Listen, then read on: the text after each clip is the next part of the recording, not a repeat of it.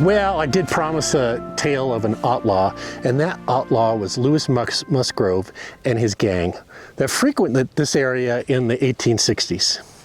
Now, Lewis had a clever, organized group of regional livestock thieves. They'd steal the horses from one location, put them on a train, ship them to another location where they would sell them.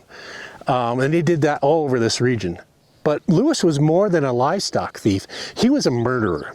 He was arrested and charged with murder at Fort Halleck, Wyoming in 1863, but was let go on a technicality, that slippery snake. Musgrove then killed a man to steal his horse in the Cashlaputter Canyon just over there. The Musgrove Gang used the Cherokee Trail as their means to plunder. You know those old Western movies where they show outlaws dressing up like Native Americans and then attacking the train to rob it?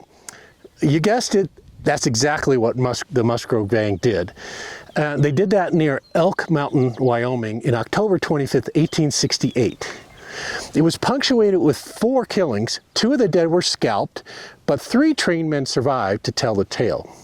Just 3 days later, a Union Pacific Railroad train foreman, John Cronin, captured and arrested Musgrove disguised as a Native American.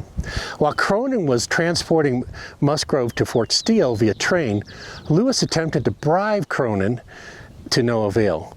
Then Lewis convinced Cronin to loosen his leg bindings, and he leapt from the slow-moving train. The stuff of old westerns, right? Luckily, that slippery snake would shortly be recaptured. Once at Fort Steele, Musgrove was summarily charged with the trainmen's deaths and stealing government livestock, and he was remanded to Denver for trial. Well, a couple of Musgrove's men planned to break him out of jail, but they were discovered. One, Ed Franklin, was killed and shot dead by Marshall Cook. The other, Sam Dugan, was caught and hung a little while later. Funny thing, this picture of Sam's hanging was taken by none other than A.C. Hull himself. This was enough for the locals. Many prominent citizens gathered to protest at the jail for Musgrove's release, to them for some Western justice. A hanging was at hand. The crowd was allowed to remove Musgrove from the jail to the Larimer Street Bridge at Cherry Creek.